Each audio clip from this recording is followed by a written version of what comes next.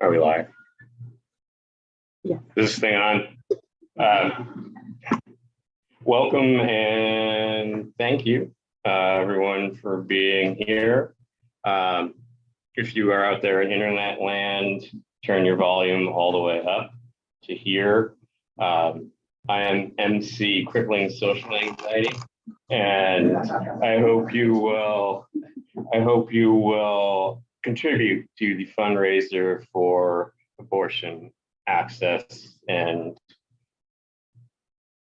because one's body is inviolable and subject to one's will alone, so it's very important. Readers, 7 minutes, you guys know that. This hour we have Michael Steffen, Sam Cha, Gabriel Barbosa, Andrew K. Peterson, Christina Strong, Jim Stewart, and Stevie Subrizi. So let's get underway with Michael Steffen.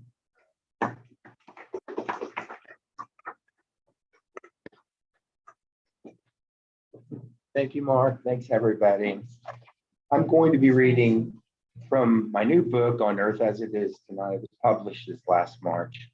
I have copies with me if you want to come up and have one inscribed afterwards. People are reading the poems and they're getting better known, so I've raised the price. No, just kidding. I'll give you a discount. Sit with this uneasiness. Little vessel of my soul, sit with this uneasiness, tied to the wharf. A big gull wheels to land and lose its ease. Your tackle and sails are stowed under the threaded and knotted eyes of the canvas. The wind wakes, the water begins to chop, ropes groan, stern and bow knock, knock. The super id, the sea ever wagged by its tail, its all continuum seals playing out into their horror of an orca's play, with little mind for manners, appearance, plasticity, the business of the sails of clouds stacked like the coast's glass mountains. These aeolian beings drawing from it fertile rain, shimmering nets, and devastating storms. Great unself-consciousness swims between one's hunger and another's, from deep memory clear to the shallows of our shellfish, and our muck threatening its copious data of marvels, and unmasking me, boy wizard on the shore of the ponderous metaphor. This is for 4 months from now. It's a wishful poem, maybe visionary. I don't know. It's called All Imagery. Certainly not for today. It seems all imagery without a story, watching these flakes of snow fall in the window while people talk about global warming. Who would know but that tomorrow morning comes with surprise weather to renew the news? The images keep changing. What's the story? End of the world? Now, shouldn't that be alarming? Keep busy business says. Nobody knows. It's just a lot of hoopla, this global warming. My neighbor's selling his winter house in Florida. Summer can hibernate with us in Scarborough. I'll move mother and her TV up a story and add the ground floor out for rent as roomy, inexpensive with the beachfront view, ha ha, to some dumbass in denial of global warming. The dire poem, how dare it be charming? The reader ought to feel as much as know, or it's just imagery without a story, like the earth whirling after global warming. And a few sections from a poem for summertime about insects. The poem's called Buggy. I'm just going to pick out a few sections here. Buggy. Before I read about them, cricket and ant, genus and species, walk all I wanted, they were always in my path in the long grass, hopping, landing, swarming at the intersections of my world and theirs. The summer day long by the lake, I'd hear them humming, droning, churring. I'd lower my pointing finger toward the backward forceps of an earwig, scratching the cave of my ear with my finger. All through the night, the cricket stridulation listened and listened to long before heard. Ancient Greek coins from Ephesus held representations of bees, those domestic workers whose honey sweetened our breakfast toast and breakfast tea. Before I read Nabokov, novelist and lepidopterist, his butterflies made earthly psychology, while the wonder of Kafka's Gregor, was it all in the head of anyone who couldn't get out of bed? From the old cave depictions, people use smoke already to mollify bees, enabling taking their honey with less risk of being stung. Of disproportionate lives, the blue moon, an Australian cicada, lives underground, feeding on roots as a nymph for 7 years, to emerge in sunlight just a few days, hissing in the shade of leaves. Beetle, horsefly, praying mantis, must insects be sectarian?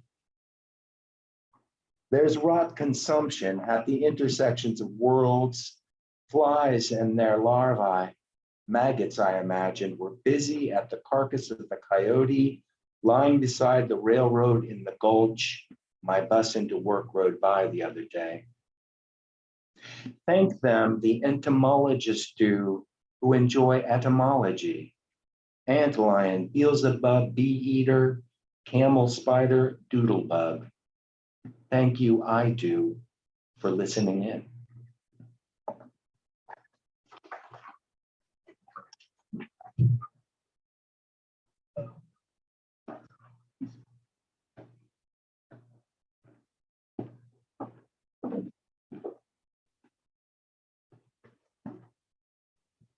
Thank you, Michael. I really love the word lepidopterist.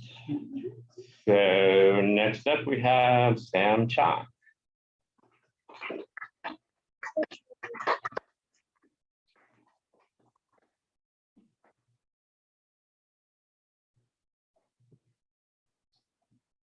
Hi, everyone. Can you hear me?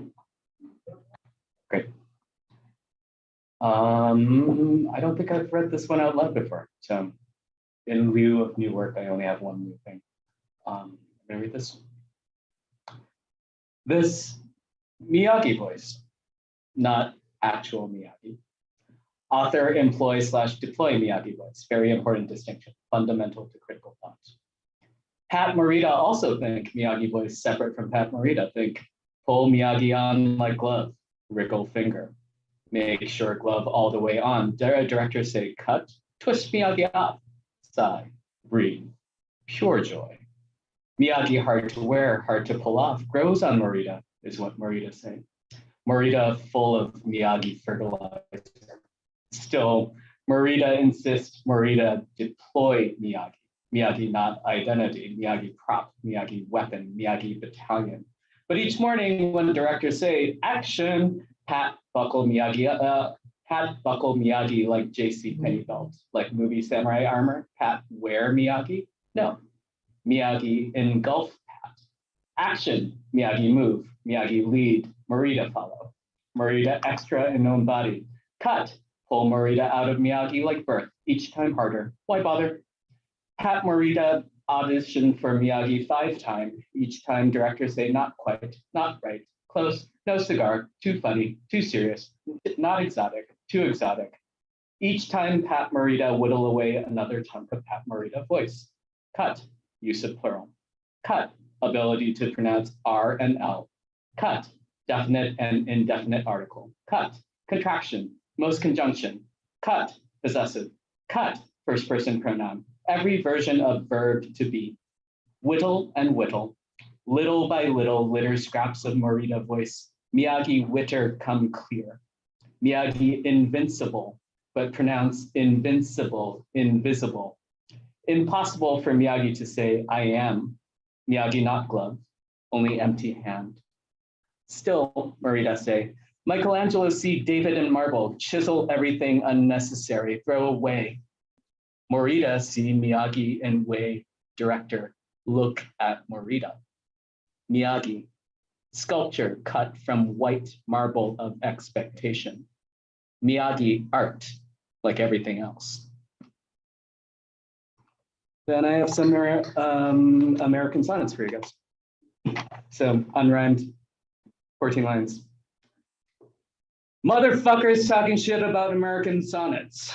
I know what you want, to waggle your tongue in the old ferment, the pure Elizabethan product, 100 proof, guaranteed to make you go buck wild, flush, knock kneed, toe curled, blank eyed, blank verse, brain all snow white, till you spill your thin blank mange down your tidy whities and come back to yourself. I get it. Sometimes I'd also like to forget that I'm no longer young, but the sonnet doesn't belong to you. There's nothing to own. Not a spit of land nor a spit curl of rivulet for your chicken wire, your snares, your chicken shit sneers. Where's the rhyme scheme? Who cares? Not Shakespeare, not Keats, not Drayton, not Donne. It's not your lawn. You're on. Stop yelling. Be done.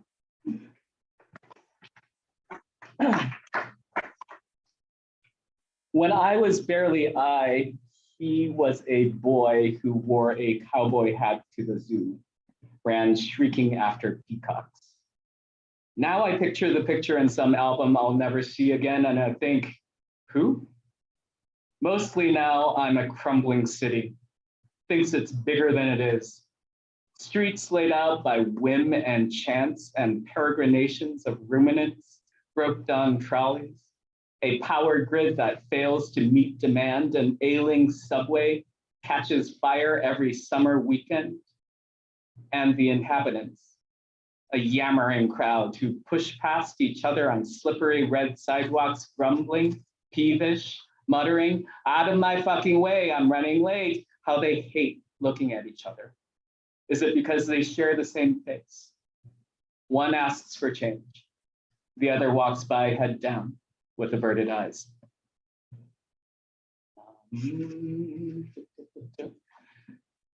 We kept mistaking the leaves for mice the way they scurried. Many things wanted to be kites. There was one shadow I saw in particular that waved and waved like goodbye. A kind of desultory tourism was the medium of exchange, a weary equivalence. The corners of shirts lifted up, plucked by the hands of the air. A red cap meant terror, a verdigris for your thoughts. The cop wore the face of Sigmund Freud. If the air was moving, did you like your song? I think I have time left for one more. A minute, yep. Every sound travels in concentric spheres. And so when in Uvalde, the bell tolls and tolls and tolls and tolls and tolls and tolls and tolls and tolls and tolls and tolls and tolls and tolls and tolls and tolls and tolls and tolls. If you could see what you hear, it would be very beautiful. A pulsing bloom of crystalline shells. If we were one of Dante's angels, it would look perfectly familiar. A scale model of the heavens, a microcosm, an astrolabe of air, and not a map of hell.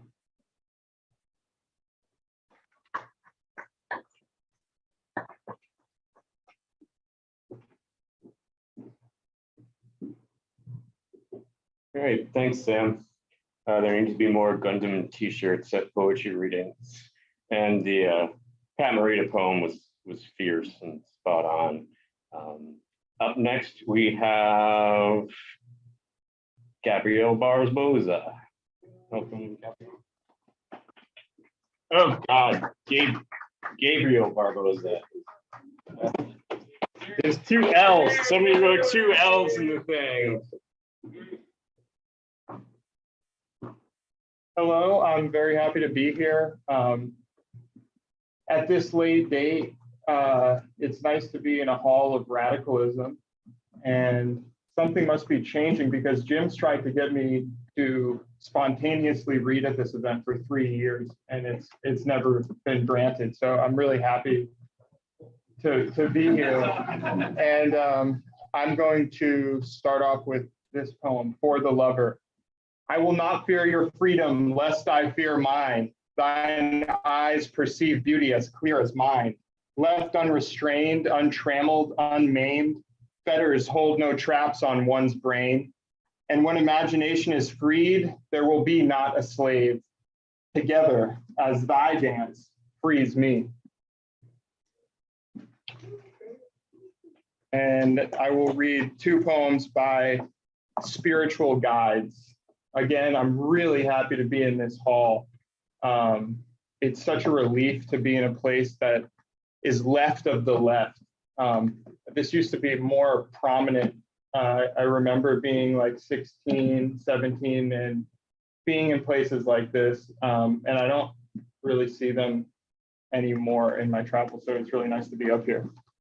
This is called In Erasmus Darwin's Generous Light by Garrett Lansing for the painter and friend Thorpe Fight.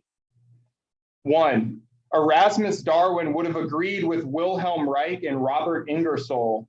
Better rot in the windowless tomb without a door but the worm's red mouth than wear the jewel collar of the mental slave.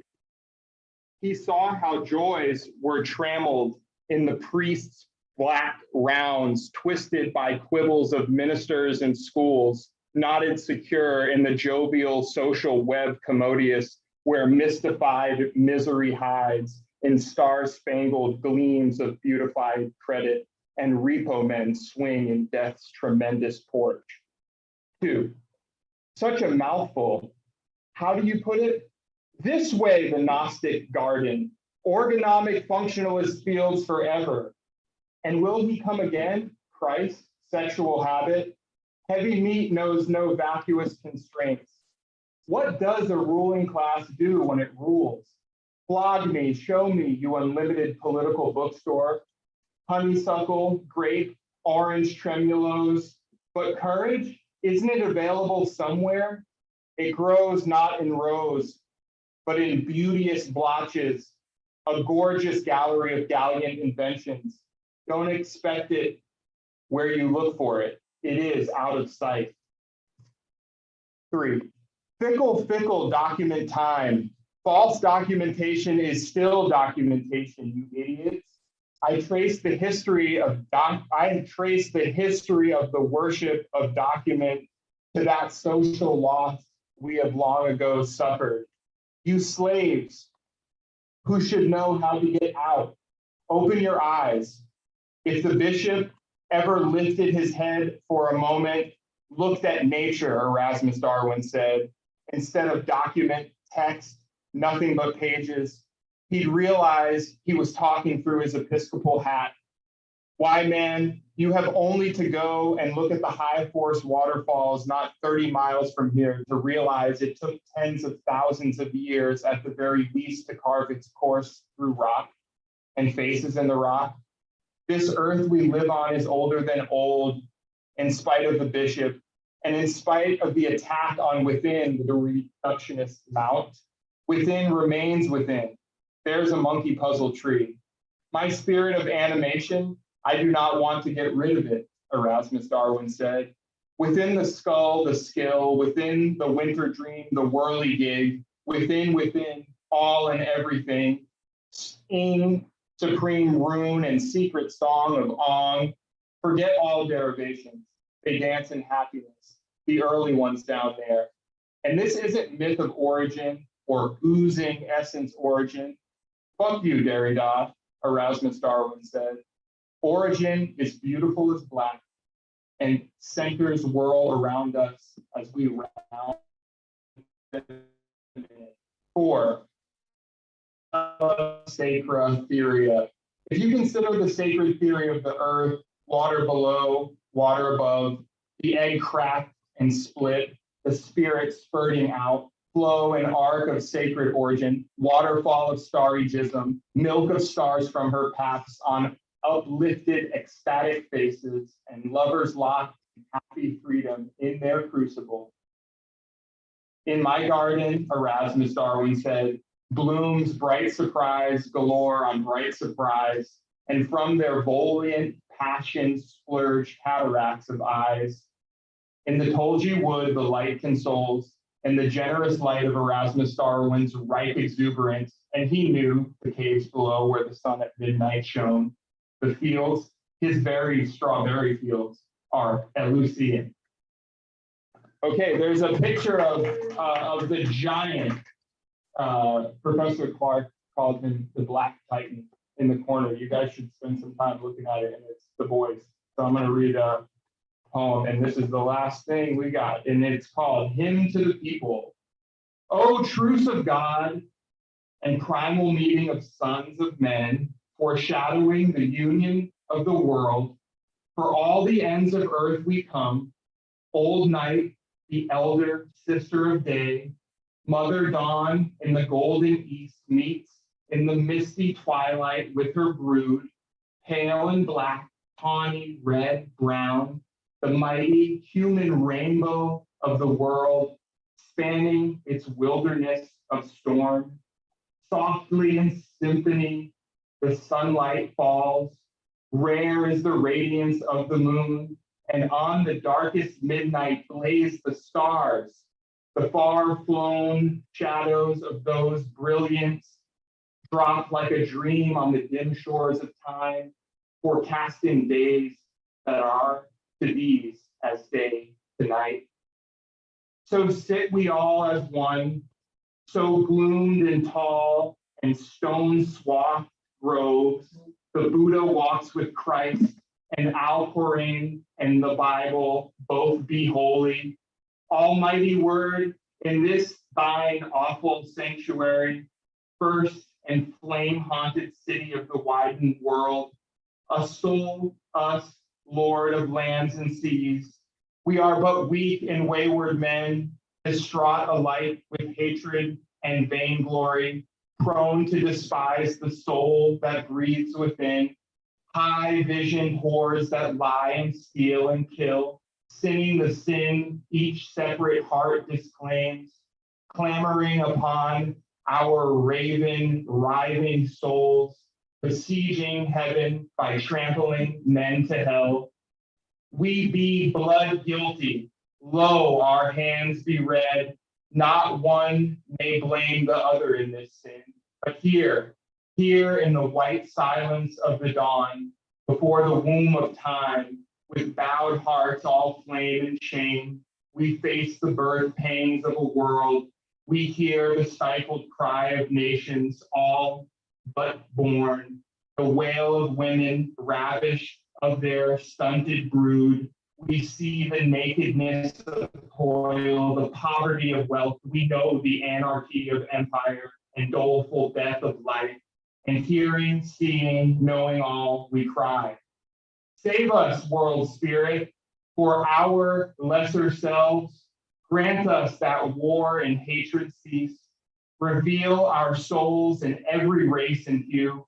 Help us, O human God, in this thine truce, to make humanity divine.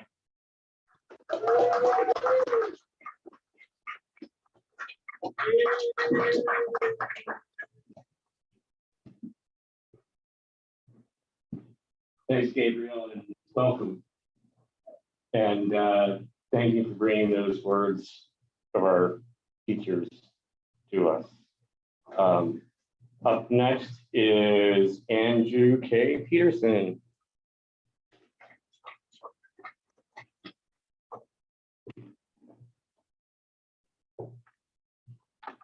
Always have to follow the teachers.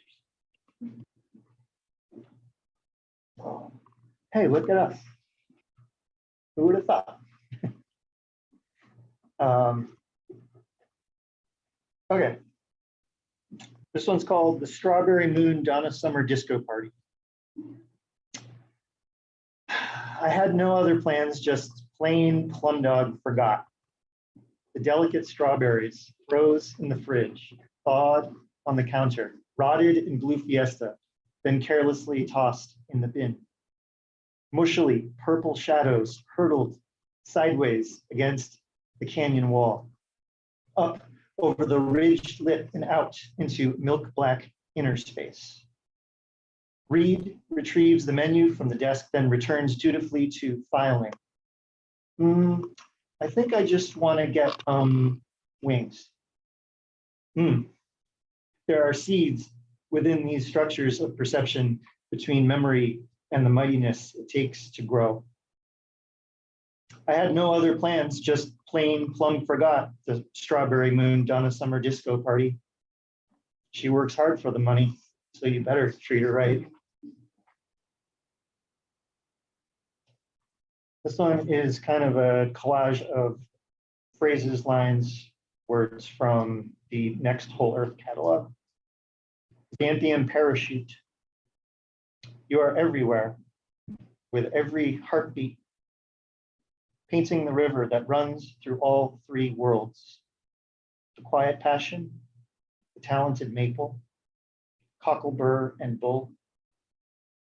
To shed tears, to shed the past, to shed skin, to shed water like a duck, to shed leaves, to shed the blood of thine enemy, to shed thy light on me. You are everywhere, with every heartbeat, roaring of an ocean, the sound of a bell ringing, the sound of a conch shell, the roll of distant thunder. I'm inviting myself into Suzanne's beehive for this one. This one's got some random Victorian slang that you can look up if you want. And it's after a poem by Philip Whalen. Inspection of the mind in June. I know, this is your inspection of the mind in June. Got the morbs, not up to dick, tight as a boiled owl. A sunflower head dial spirals out of my nose as intoxicated bees simmer in the hum of honey.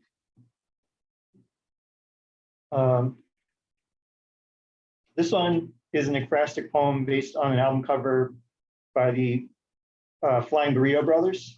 And it's no names have been changed in this poem, so maybe you'll see why in a second, why I mention that. The Gilded Palace of Sin. Sneaky Pete wears a baggy midnight blue sweatsuit with the dumbest yellow pterodactyl you'll ever see. Swoops across the sprinkles of rhinestone distant star cry. Chris Hillman wears a lush cobalt suit. Double peacocks chilled on glitter branch drops. Topaz coral breaks from pleat to pleat. A black silk western bow tied to a light blue pointed collar. Chris Etheridge wears an Edwardian frock coat covered in classic red and yellow roses. Pink ruffles spill through the bouquet overdose. Graham Parsons' white cavalry twill is embroidered with naked ladies, rhinestone-studded pot leaves, sequin-dotted poppies, capsule and sugar cube sleeves. Flames lick his bell bottoms, a gleaming T stretched across his back. Suzanne and Bridget stand in the splinter-ringed shack frame in maroon and gray Depression-era dresses, the splash of Queen Pool cruise control. How awkwardly they all withstand the glittering nudies, adorn the cosmic desert where they've never been before, may not return to again, in this age of Aquarius, on the 6th of February, in the year of our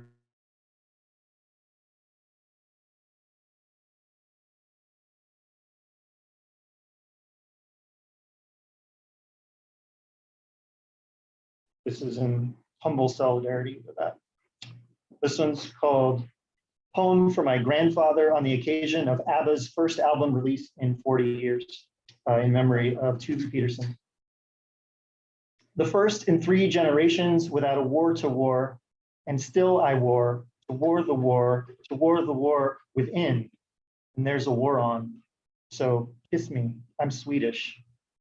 Hands clasped behind the vertex, I mean nebula, in surrender to another maiden voyage, another mind lost within itself. I couldn't read and you wouldn't tell. You had gold in your tapes, widowed to the memories, built shelter for the war brides, money in the bread box, crayons for our visits, and dancing queen quiet. The men in my life keep their secrets that I have learned or stolen from. Which one of us was costume? Which Goya's red boy, and which the leashed magpie stalked by wide-eyed cats beneath the convex mirror? Can you hear the drums? Can you hear the drums, Fernando? Simple franks and beans and kettle chips served on paper plates for supper. And one last one, sort of a haiku, the greatest. Under my bare feet, another spring gone past, unconscious, undefeated, a wounded monarch crash lands, struggling to regain flight under the weight of its human-sized costume wings, upending the last haiku of the season with the ambition and amplitude of its greatness. Though my heart, it beats like crazy, someone's got to fall into the timeless spread across sky of an instant blossom moment. That's it. Thank you.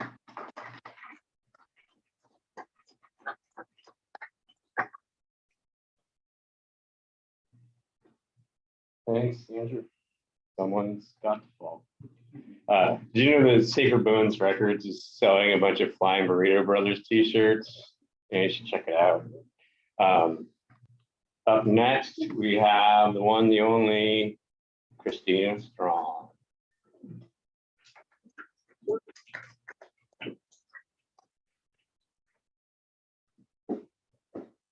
I surely hope there is only one of me, because that's enough. But Gabriel was correct. This is well, I can't remember exactly how he put it, but this is a great space and a great place, and it's an oasis to me now. This world makes me feel rocks in my mouth, heavy with strange dreams, manipulated 3D share screen. You'd feel your hands clench, but aren't they often? Fell, fall down again. I keep upping the font size. Sweat when you're nervous. Show me a chart charge. Change channel, stream, scroll to stroll. The news again. For one good item, there's 20 horrible headlines. Yeah, math. But then is it or is it not logic if 20 canceled the one out? The fear of death is that the fear of nothing, that there is nothing really. Not so, says the Baptist. The afterlife is what I'm looking forward to. But I paraphrase her sermon and raise her, well, if Jesus was so great, then what could travel faster than the speed of light? She served me spinach and sausage frittata, a homemade cappuccino, and little gâteau cakes.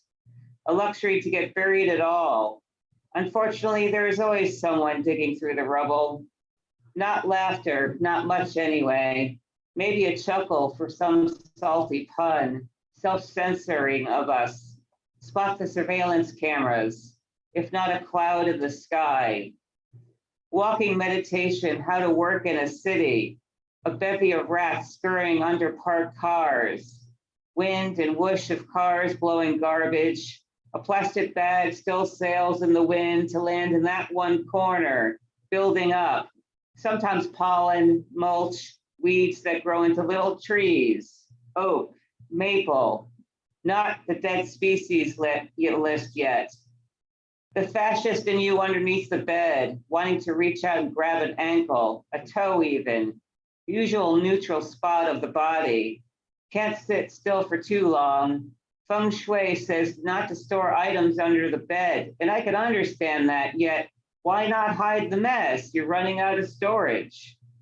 Still can't understand the shaky feeling. Hungry, water, get the fuck out. That's a lot of artwork. There's a little bit of blue. No, wait, there's a lot. Laura Ingalls blue versus Mary Ingalls red. Oh, geez, those patterns, 48 by 48. And yes, my name is at the bottom, inside the invisible margin. Keep coming back to famous poems. The Colonel, Rabbit is King of the Ghosts. In the former, they dined together in a deadly spot. In the latter, Wallace and his wife Elsie mostly ate alone.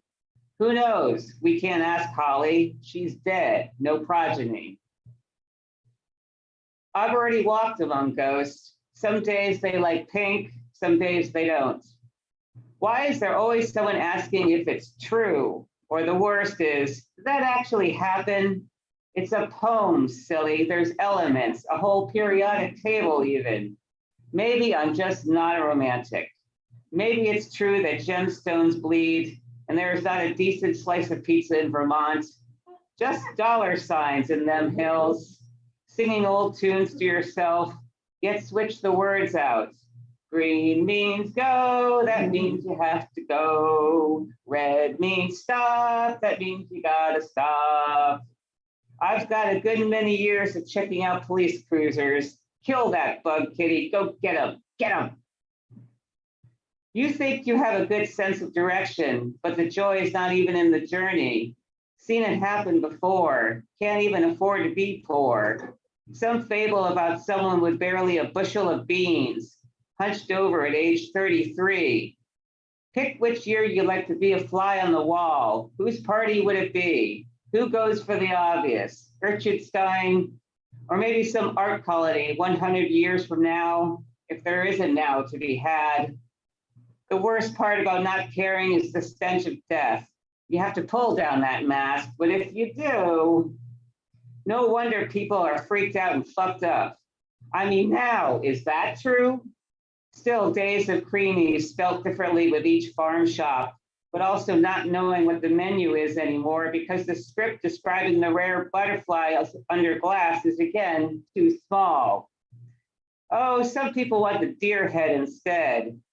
It almost makes you stop asking why baked bread usually, but not always rises. It's got that back to school feel, afraid to give the wrong answer or get your ass kicked. No, right, but still, they didn't believe it, even if it was right in front of them or left. Gadgets and devices, telltale signs of nerdom. Proud to be geek pink.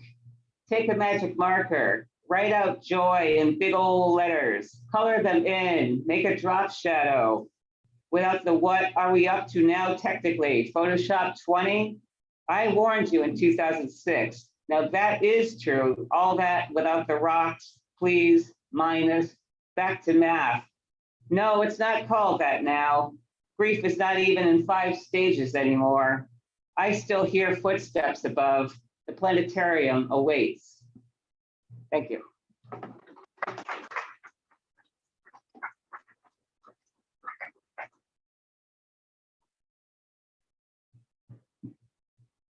Thank you, Christina. I've been reading and listening to Christina's poems for 32 years, and they are always surprising. Up next, we have Jim Stewart. Welcome, Jim.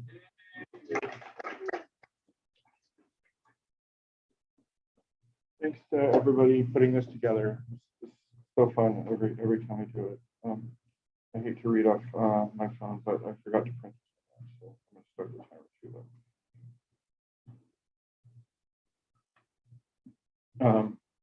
This is called David Wojnarowicz. I never pronounced his name right. Wojnarowicz versus entropy. But this means we grow farther apart, just sitting here. So you'd think going back in time, we must have been together, but space was so hot then, enough to fuse new elements. The alien head, for example, represents the foreigner, the outsider. Keep rewinding, the engineer would say, till it's close enough as no difference. But that won't tell us how it was at the start. They say you can tell where the parts fit together, but I never saw it. Don't think because I'm soft as an unspooled cassette, I don't feel it, a common misunderstanding. Christ on a stick, the ants stand for the imperative of nature. Think about it, a wonder, we stay in one piece. Another room was orchids, bright erections, in soonest. She says, you just know where the spaces are. Is that how the universe does it? You can see the gaps. From back then, the wall of light between a past hopelessly lost and the end of our eyes reach. If that map is written on my head, my 23 chromosomes, when it all goes cold, just a few degrees above absolute nothing, how will you know anything happened ever? Okay,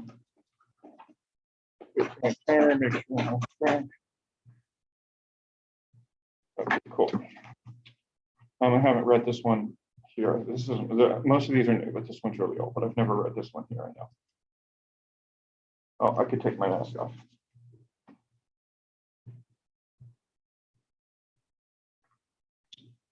This is called Felix Left Behind, after William Kentridge, just named after a William Kentridge animation. Strange how you alone can see. Odd how no one sees. How we don't see the world is drawn line over line again, drawn over line again on the same, drawn on the same surface over again, charcoal on the same paper. But live instead as if we pass, but act instead as if we live, but act as if we live distinct, as if we live through distinct frames, as if there's different petrochemical cells, 30 different universes each second, 30 different wipes of liquid pixels, different screens, as if one screen can leave the universe without, can exit without a how do you do. But of course we leave a trail. No, we trail erasure marks. No, like cosmic snails, we drag, we leave a slimy chemical path. We drop expired metro cards, exhale transparent gases, expel carbon dioxide and methane, crumpled grocery lists, former lovers' numbers. Or names alone in crumpled sheets, ice blue water in our sheets. Our papers flutter over empty fields. Papers cover our prone bodies. Bodies turn to mountains in the water. Bodies turn to lonely roads. His body turns away from the mirror. He will not see the women in the mirror, not see the women in the calendar. The pages fall away. She drinks. Ice blue water falls through her fingers. Her body falls. He will not see her fingers to face and breast. The lines appear around her wounds. Lines are drawn around her body. Orange lines filled around our bodies fill. Chalk lines fill the mind of God. Orange lines trace the movements of the earth. Bloody shadows fill the earth. Around our bodies, water fills. Water spills from heavenly faucets. Constellations form into a body. Stakes pierce the earth around the body. Water fills the earth between the stakes. The body is a mountain in the water. Odd how he doesn't see. Odd how no one sees. Tired bodies walking across the white page. Ghost bodies stumbling over the same surface. Over line, again over charcoal on the same paper. This one I just rewrote to end at just now because I wasn't happy with it. So it's called Myth of Simultaneity. A squirrel this morning looked up, saw what burst of chance, absent-minded God shedding crumbs of almond croissant. Maybe it makes sense if The smallest number is 3. The clinch of bare hard knee or blade of tricep tight against the train, rocking, hazy, wavy, momentary dot potential, and whatever bundle of lust or escape edging tags into windows of restraint in here. But is that measure enough? Rolling into 14th, do I still see these tiles, black with a century of sediment, or does the lazy renderer behind my eyes beat up on my cortex, reblit some late 90s rerun, old scene I've zoned almost most of my life? I'm trying to get this to you in 243 years or across this bed, but all I have is this little screen, unreliable cut rate neural network, guessing what characters my thumb swiped. No wonder I want you so deep in me, the hope to be in the same universe, if just long enough to know the same facts, same time, hide in the valley, this local minimum of ignorance. I only have 30 seconds, so I don't have time for the last one. So thank you very much.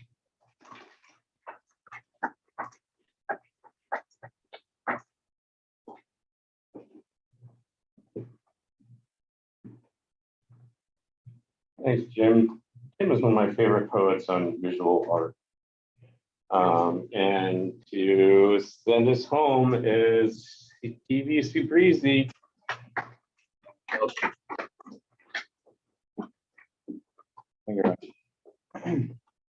I don't read this first one out. Really, I don't think I ever have.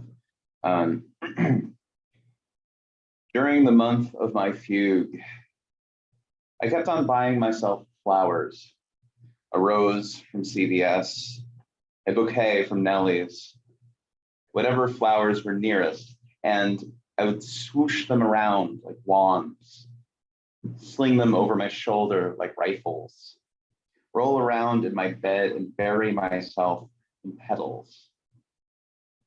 I must have believed it was wise to hold on to flowers, that it was especially alive of me to carry these cultivated, chopped off strands of earth. I had no clue where they landed once they withered.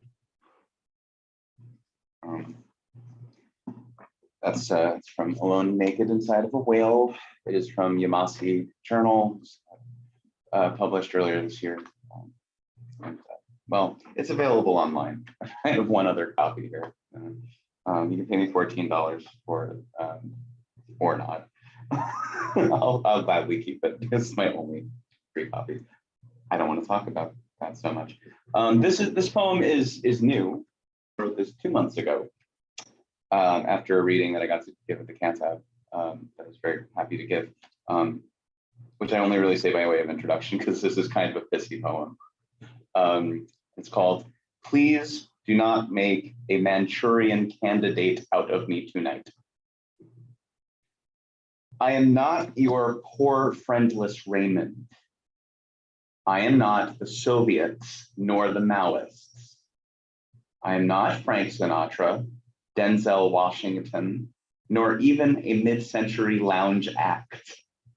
I do not even care for one instant to stand upon some stage to deliver some grand old stump speech, regardless of whether a sniper lurks beyond my view in the rafters of the auditorium. Manchuria lies within a separate continent from my New England shitbox apartment, and I am too far and too exhausted from my own true parents to stop and love a new cruel stranger. So please, drop your rifle and allow me to recover the love that I was forced to pick. Back to that book. This is a Crown Cinquain that I wrote during 2020. And it is called 5 Self-Portraits During Quarantine with Beverages. Coffee. The needless tasks I do in service of barons in exchange for my life, work, weeks, red wine. A string of lights shaped like skulls, the fear that death drive has gone out of style, and death drive. White wine, a tambourine. The lamp my friend who moved left me for safekeeping. A whole pizza. Water. Blank in selfhood, taking on the shape of its blank container, dressed like nothing. Nothing. Nothing to drink, nothing to make, nothing to earn, nothing to sing. 1 year fallow. The lamp actually belongs to my friend Kirsten Obstad, who I really hope is watching. I haven't talked to her in a while, and she's my best friend. I already said my hello. This is the last poem that I would like to read, and I feel very honored to get to leave you off with it tonight.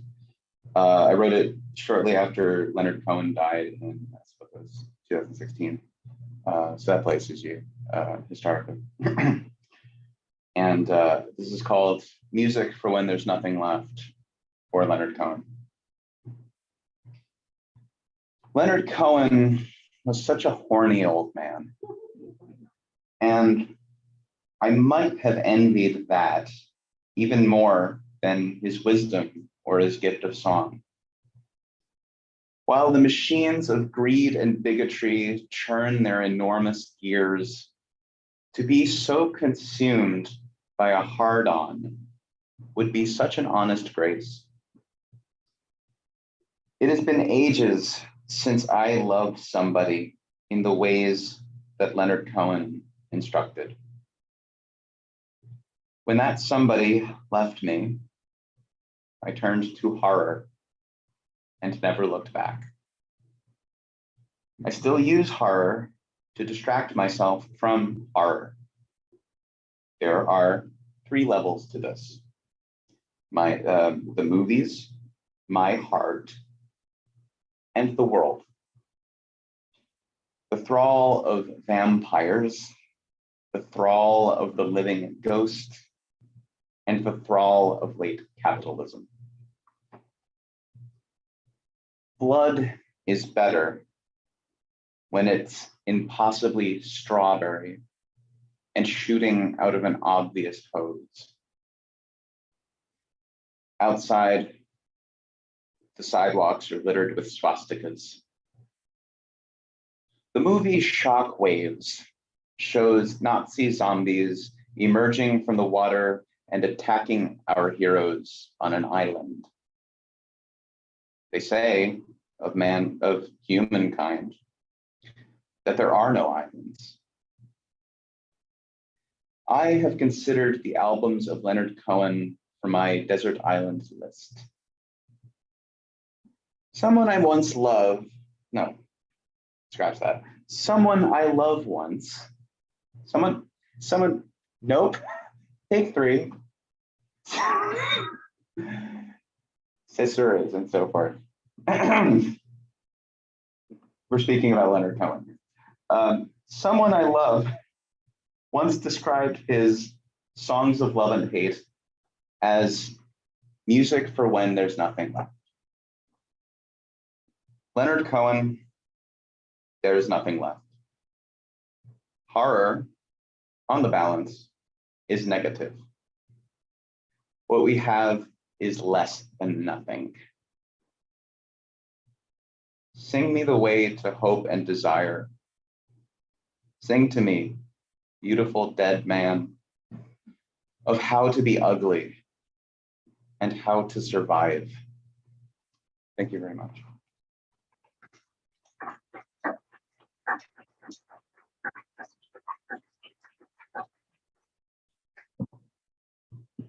Thank you, Steve. Yeah, horror to distract from horror. I'm right there with you. Good night, everyone. and thanks for coming. We'll do this all again tomorrow. Fundraiser. Please do not forget about the fundraiser. No, I don't mean to make, the fundraiser is actually very important. I don't mean to make light of it in the slightest. We all need to fight this together. So yeah, so please. Thanks.